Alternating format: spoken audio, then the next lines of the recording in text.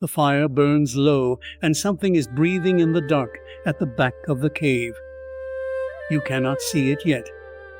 You only know the sound, slow, enormous, close, and the way the smell of wet fur has pushed out the smell of smoke. You are standing between your family and a mouth of teeth in a body that weighs more than 4 of you combined. Winter is outside, inside is worse. This is the world your ancestors walked into 40,000 years ago, and the animal in the dark had a name we gave it long after it was gone. Ursus Spelaeus, the cave bear. It stood over 3 meters tall on its hind legs, weighed up to 1,000 pounds, and it wanted the exact same thing you wanted on a freezing European night, the cave, the only warm, dry, defensible shelter for miles.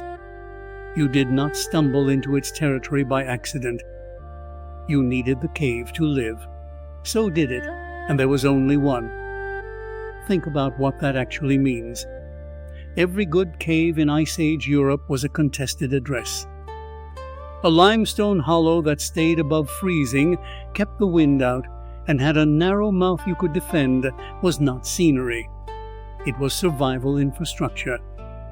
And the largest bear that ever lived in Europe had been using those same hollows for hundreds of thousands of years before your species arrived. The paleontologist Björn Courten, who spent his career reconstructing the lives of these animals, estimated that some caves held the remains of tens of thousands of individual bears, generation stacked on generation, bones layered into the floor like sediment. These were not random dens. They were ancestral homes. Your people were trying to move into a house that had been occupied for 250,000 years. So how did they do it? How did a soft, slow, clawless primate take the best real estate on the continent away from an animal twice its size? The first answer is the obvious one, and it is only half true. Weapons, fire, numbers. Your ancestors did not fight the bear alone or with bare hands. They came in coordinated groups, carrying spears tipped with worked stone, and later with sharpened points of bone and antler. They used fire not just for warmth, but as a wall. A bear will not walk willingly into flame. At sites across France and Germany, archaeologists have found the charred, butchered bones of cave bears mixed with human tools, evidence that people were sometimes the ones who won. But here is what should stop you. The tools were never enough on their own. A single bear could kill several people before it fell. The math of a straight fight almost never favored you. The real weapon was information. Consider what your ancestors would have had to know to survive that cave. They had to know when the bear was inside and when it was out foraging. They had to know that in autumn the bear grew desperate and thick with fat, packing on weight before the long sleep. They had to know the layout of the dark better than the animal did, where the passage narrowed, where the ceiling dropped, where a torch would flare, and where it would gutter. And they had to hold all of this across a group, share it, remember it, pass it to people who had not yet been born. A bear knows its den, but a bear cannot tell another bear what it learned last winter. Your ancestors could. That is the difference that mattered, and we will come back to why it changes everything. But first, picture the night itself. It is late autumn, and the light is failing early. Your band has been tracking a single cave for days, watching the mouth from the ridge above, learning the animal's rhythm. You know it left at dusk to forage. Cave bears ranged widely, tearing up roots and stripping vegetation, and this one has been gone for hours. So you move not to hunt it, to take the cave before it returns. Children and the old go in first, deep to the back, wrapped in hides. The fire is built at the narrowest point of the entrance, where the rock pinches and a single person with a torch can hold the gap.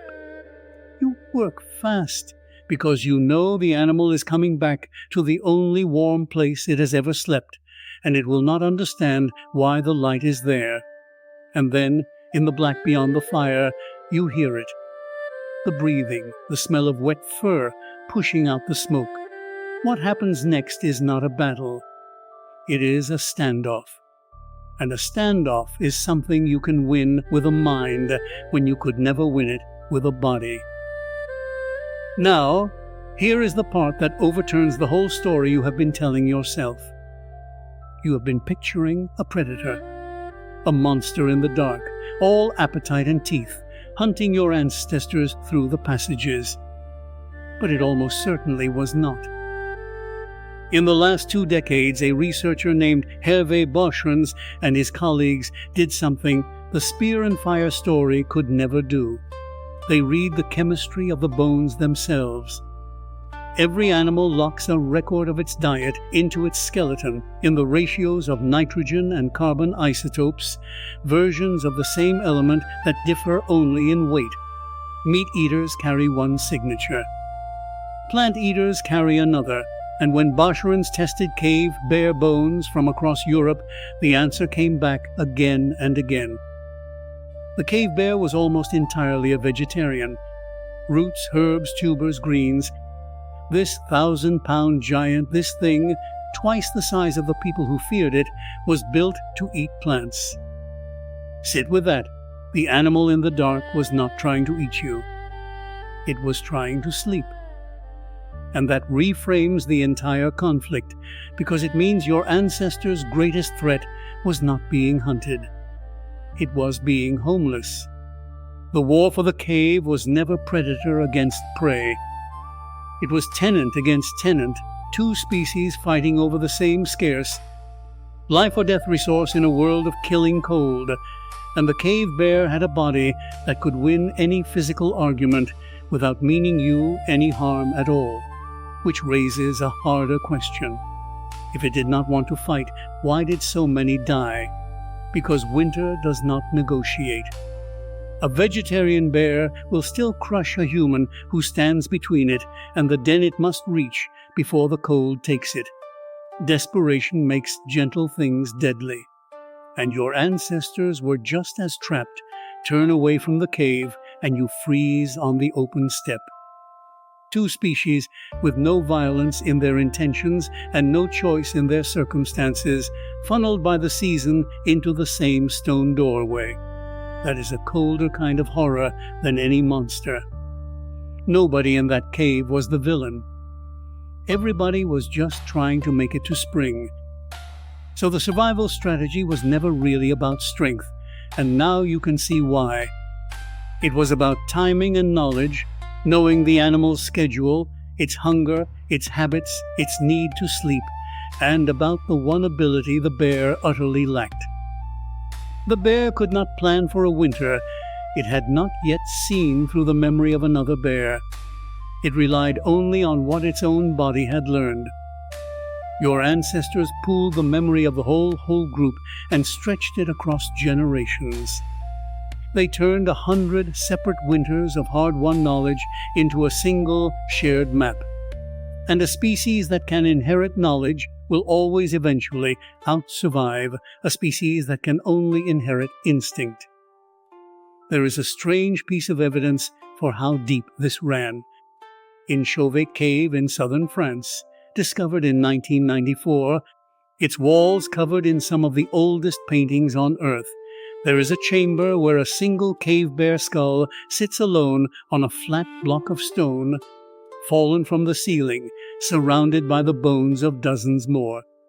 It may be pure chance.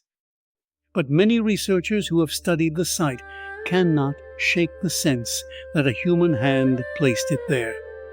And decades earlier, at a cave called Drachenloch, high in the Swiss Alps, the excavator Emil Bechler claimed to have found bear skulls arranged deliberately in stone chests. A cave bear cult, he argued, worship of the animal that shared the dark. Most archaeologists now doubt his interpretation. The arrangements may be natural. But the argument itself tells you something true. The relationship between your ancestors and this animal was not simple hatred. You do not paint a thing on your wall or set its skull on a stone if it means nothing to you. The bear was rival, danger, and neighbor all at once, the great presence that shared the only safe place in the world. And now look at your own life, because you are still doing exactly what they did. You do not fight bears for caves, but you spend your days competing for scarce space with others who mean you no harm and simply need the same thing you need: the job, the apartment, the seat at the table. Most of your conflicts are not predator and prey.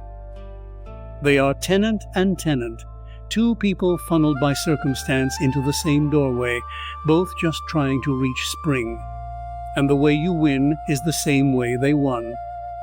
Not by being the largest thing in the dark, by knowing the timing, by reading the room before you walk into it, by carrying knowledge that others shared with you and sharing yours forward, so the people who come after you do not have to learn every winter from scratch. The bear had the body. It had the size, the claws, the strength to win any single night. It lost the continent anyway, and by the end of the last ice age, Ursus Spelaeus was gone from the earth entirely, while the small, clever primate that shared its caves went on to paint them, name them, and one day read the story of the whole thing out of the chemistry of its bones. So the next time you feel too small for the thing in front of you, remember what actually decided that ancient standoff in the dark. It was never the size of the body. The fire burns low, and something is breathing in the dark at the back of the cave, and it is more afraid of the winter than it is of you.